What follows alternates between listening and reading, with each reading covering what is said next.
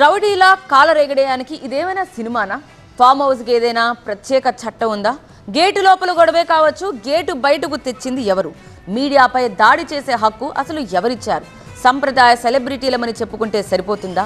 సెలబ్రిటీలుగా ప్రజలకు సమాధానం చెప్పాల్సిన బాధ్యత లేదా? కొంగ ముక్కు మూసుకున్నట్టుగా కింగు గేటు మూసుకుంటే నిజం దాగుద్దా? రౌడీగిరిపై సకల వర్గాలు సంధిస్తున్న ప్రశ్నలు ఇవే.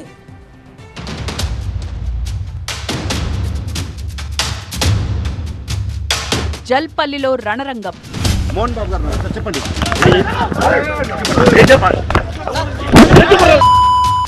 నాకు మా నాన్న దేవుడండి. ఈ రోజైతే ఏదైతే చూస్తున్నారో మా నాన్నని, ఇది మా నాన్న కాదండి. నేను అబద్ధాలు ఆడేవాడిని కాదు. నా గురించి మీరు ఎవరినైనా ఎంక్వైరీ చేసుకోండి, నా ఫ్రెండ్స్ని అడగండి. మా నాన్న నాకు చెప్పింది వేదవాక్యం. ఆయన చెప్పింది నాకు వేదవాక్యం. ఆయన what ever he says, what ever he wishes, whether it's right are wrong, I will do it. సంసారం ఓ చదరంగం. నువ్వు నన్ను కొట్టడం ఏంట్రా? నా బిడ్డ నన్ను తాకలా. ఇద్దరం ఘర్షణ పడ్డాం కొన్ని కారణాల వల్ల. ప్రతి ఫ్యామిలీలోనూ ఉంటాయిరా ఇవి. మీరు న్యాయంగా చేయండి. దెబ్బలు మనోజ్ గారి మీద పడ్డాయి. నేను అందరి మీద ప్రైవేట్ కంప్లైంట్ వేస్తాను. నా పిల్లలకి, నా ఫ్యామిలీ జోలికి వస్తే మాత్రం నేను ప్రైవేట్ కంప్లైంట్ వేస్తాను. అర్థమయ్యే వాళ్ళకి అర్థం అవుతుంది. ఫర్ పీపుల్, అవసరమైన బయట వాళ్ళు ఎవరైనా ఇన్వాల్వ్ అవుతుంటే వాళ్ళకి చెప్తున్నారు, this is a family matter, do not involve అని. నేను ఆస్తి కోసమో డబ్బు కోసమో ఈ పోరాటం చేయట్లేదు. ఎందుకంటే ఇది పోరాటం కూడా కాదు, ఇది ఆత్మగౌరవానికి సంబంధించింది, నా భార్య పిల్లల సేఫ్టీకి సంబంధించింది. ఇది నాతో ఒక మగాడిగా నాతో డైరెక్ట్గా వచ్చి నాతో ఏం చేసినా పర్వాలేదు. నా భార్య పేరు ఇంక్లూడ్ చేయడం, నన్ను తొక్కేదానికి నా 7 నెలల పాపని ఇంక్లూడ్ చేయడం, నా బిడ్డల ఇంట్లో ఉండగానే అలా బిహేవ్ చేయడం కరెక్ట్ కాదు. 4 గోడల మధ్య రచ్చ ఇప్పుడు నేషన్ చర్చగా ఎందుకు మారింది? చెప్పే క్రమశిక్షణ నీతులకు, చేసిన క్రియలకు ఎక్కడైనా పొంతనుందా? పెద్దరిక ఏమైంది? శకునం చెప్పే బల్లి కుడితిలో పడిందా? వెంటనే అరెస్ట్ చేయాలి.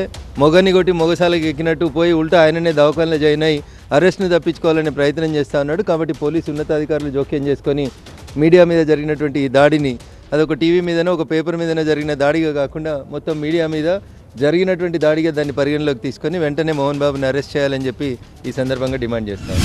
ఆ అన్రెస్ట్లో మీడియా మిత్రులపై దాడి చేయడాన్ని మాత్రం తీవ్రంగా ఖండించాల్సిన అవసరం ఉంది.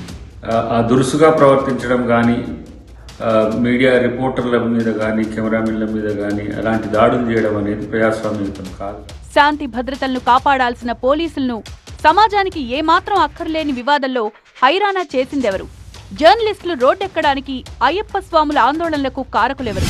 ఎవరైనప్పటికీ, ఎంత పెద్దవారైనప్పటికీ, మోహన్ బాబు గారు కావచ్చు, ఇంకొకరు కావచ్చు, మీడియాపై దాడి చేయడం అన్నది చాలా ఘోరం. అది కనుక తక్షణమే మోహన్ బాబు గారు క్షమాపణ చెప్పాలి.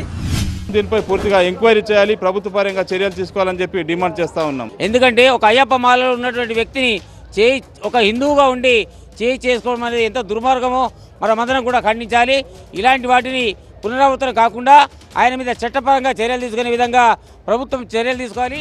నమస్కారం సరే, సంభాళించుకోవాల్సిన పెద్దరికం ఏమైంది? సభ్యతగా మాట్లాడాలనే సంస్కారం ఏమైంది? వివాదం గేటు బయటకు వచ్చింది కాబట్టి మీడియా గేటు లోపలికి వెళ్లాల్సి వచ్చింది. అలా రావడానికి ఆస్కారం ఇచ్చిందెవరు? మీడియా బయస్గా వెళ్ళలేదు. కుదిరితే వివరణ ఇవ్వాలి, లేదంటే అభ్యంతరం వ్యక్తం చేయాలి గాని జర్నలిస్టులపై దాడి చేయడం ఏంటి? మోహన్ బాబు గారు, మీ స్థాయికి, మీరున్న స్థాయికి మీకు సమాధానం జర్నలిస్టులు అడిగినప్పుడు మీ దగ్గర సమాధానం లేకపోతే దాన్ని దాటి వెళ్ళేసే ప్రయత్నం చేయాలి కానీ ఈ రకంగా దాడులకు పాల్పడితే మీరున్న స్థాయికి సరికాదు. అండ్ చట్టం కూడా ఈ విషయంలో తన పను తాను చేసుకోబోతుంది. సింగినాథన్ జీలకర్ర, అరిస్తే కరుస్తా అనే రియల్ డైలాగులకు చప్పట్ల సంగతేమో గాని అడిగితే కొడతా అనే ఈ రియలీ విలనిజాన్ని యావత్ సమాజం ముక్త కంఠంతో ఖండిస్తోంది. మోహన్ బాబు గారు చెప్పండి.